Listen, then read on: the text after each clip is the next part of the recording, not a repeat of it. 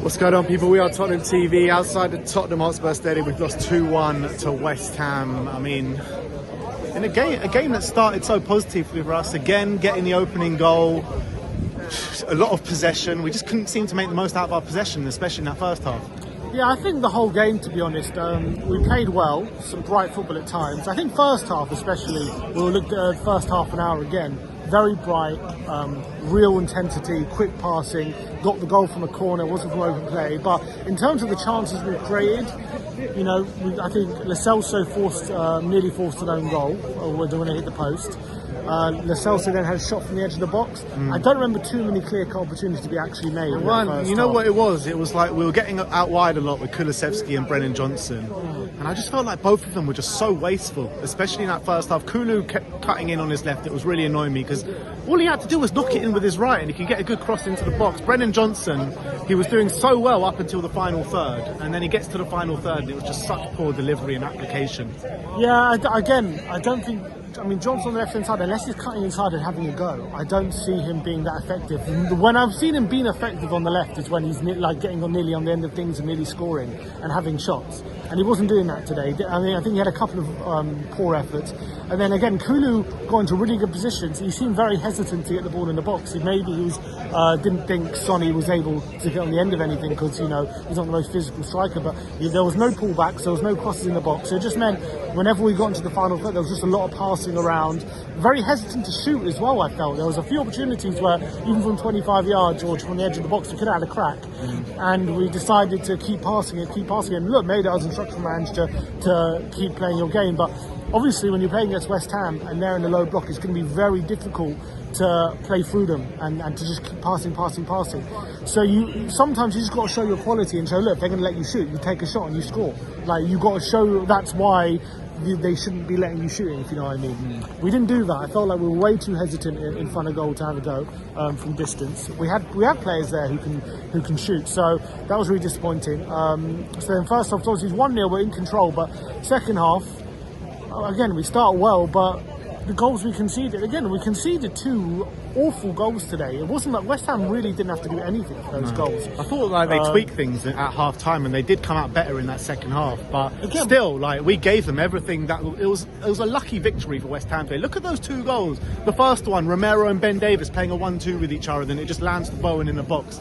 Easy chance, 1-on-1 with the keeper. The second one, Udogie with the laziest pass back I've ever seen, and he leaves Vicario with no choice to do anything but to do what he did, and then Ward-Prowse has an open goal.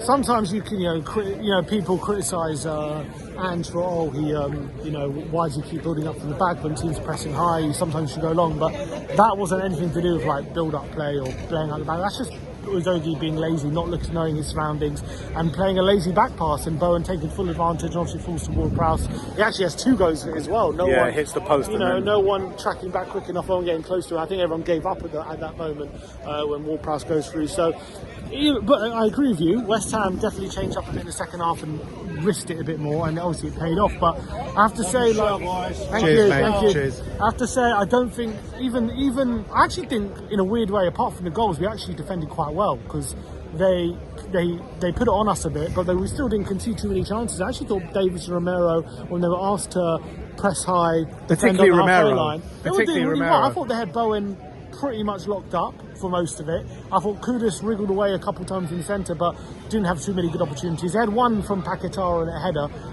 in the first half, but I thought even in the second half, apart from the two goals, they didn't do anything. But you have to say the two goals, they're great opportunities, and obviously they're goals where 9 times out of 10 you score those. Yeah, and in terms of what you're saying, I mean, the other way, we had mostly just half chances today. Richarlison at the back post, I need to see that again. That did look like a good chance.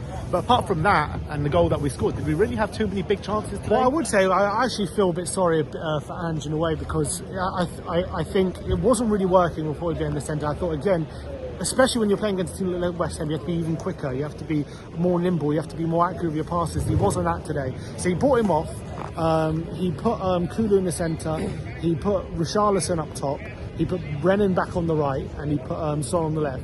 And I actually thought for the next five minutes or so, or 10 minutes, we actually were, again, we had new energy. We were actually creating opportunities. Didn't last long though. Richarlison had that opportunity, but it didn't last long because Udogie does that stupid back pass, and we give away a goal. It was against the runner play. We were massively on top of that time. That time, we're actually looking like we were definitely going to get the next goal, and we had the impetus. We just made those changes, and it really set us back. That goal, it really set. And then after the goal, I agree, we huffed and puffed, but we didn't really do anything. It just felt like that goal just sapped all the energy out of the team, and we just couldn't fathom. We couldn't just get it in ourselves to go again.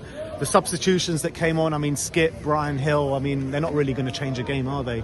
Unfortunately. So I think that it's clear that we're massively lacking with options off the bench to come and change a game. And I think that was a massive part of our downfall as well. But look, we came into this game really confident. Every time we come in this confident, it seems to be slapped in our face. I said before this game, no excuses to lose this game. After losing 3 games and a draw in the last 4 games, a good draw at Man City. Romero back in the side. There was no excuses to lose this game. And I'm pretty disappointed with the performance. I think Andrew will probably argue, for large parts we had control, and it was only stupid goals that we conceded and individual mistakes. And but I just think, we didn't create enough opportunities. You compare that to the Villa game. Even in the Villa game, when we're 2-1 down in that second half, we created a lot more than we did today. We were much better in that Villa game. And I think taking Kulu out the centre just ruined that dynamic a bit. Yes, you added a bit of steel with Højbjerg, and I guess we limited West Ham more than we limited Villa the other way, which is true. But I think going forward, it wasn't anywhere near creative enough. And I also think we had a problem. The players didn't want to swing it in, and then all of a sudden, when we had Richarlison and Valise in there, we still didn't swing it in anywhere near enough. One chance at the back post, didn't he, Richarlison? That was it. That's the only time he received a cross. Yeah, and obviously had that header, and it was just look. And I also thought there were times where, especially in the second half, West Ham upped the energy levels, and looked like we spent all our energy in that second half before in that first half, before we made the subs. And then when we made the subs, we added that new energy, but it was very unfortunate. Now you're looking at it, right? Last 5 games, 4 losses now, and a draw. Losses at home to Chelsea 4-1, losses at home to West Ham in big derby games. Is that 3 home losses in a row now? That's 3 home losses in a row, Chelsea, Villa and West Ham. It doesn't make good reading, but still only 3 points behind Man City, which is crazy to think about with the form that we are on. We just got to dust ourselves off. Massive game this weekend against Newcastle. Yeah, they're off the back of a 3-0 away defeat to Everton, so you can look at it 2 ways. You can look at it, they're in bad form away from home, which they are, or you can look at it, they might want to, get back to winning ways. Of course they will. And that's going to be, Newcastle's never easy. Really difficult game on Sunday. And it's hard to know how to solve it. Do we put Kulu back in the centre? That means putting Brian Hill back in. I did think we missed Kulu in the middle today with what he gave to us the last 2 games, with such physicality in that middle of the park, getting on the ball, making something happen. I just feel like when he's on the right, and has been on the right this season, he can go a bit missing in games at times. Yeah, it was Lo Celso as well. I thought he was good, but he didn't look as good as he did next to Kulu. I thought they had a really good relationship. I thought Lo Celso was one of our better players in the first half, and clearly, Ange felt he tired in that second half, and he took him off on 65 minutes, I think it was. Kulu, again, I thought first half he looked a lot brighter, and then again seems to lose energy.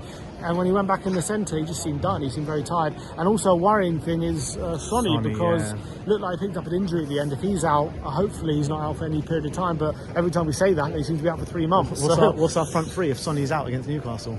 Has to be Rishi, Kulu and Johnson, I guess. Or, if Rishi's fit enough to start again. Yeah, at least you got 20 minutes today, 25 minutes? He got 10 minutes at City. 20 minutes today. Is he going to be fit enough to start? If he's not fit enough, what's our front 3?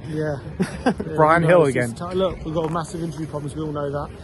But it's difficult, especially losing to a West Ham team. Look, I know they're a good team, they've got good players, but the way we gave them goals... We should never have lost today. The way never we have lost. There's no excuses. Tragic. Excuses to lose that game with what we showed, the possession that we had in that first half. They were there to be got at, West Ham. If we would have just played our cards right in that first half, we could have finished that game in the first. We literally could have. The game could have been over in the first half. Yeah, and that's the most frustrating thing about it. And then we were on the ball. Had the impetus in the second half as well. We just don't make it count. We're not clinical enough. 5th game as well that we've been 1-0 up and lost. Yeah, it's very frustrating. But look, we move on to Newcastle at home on Sunday. We'll see you all there. Like, subscribe and comment. And as always, come on you Spurs.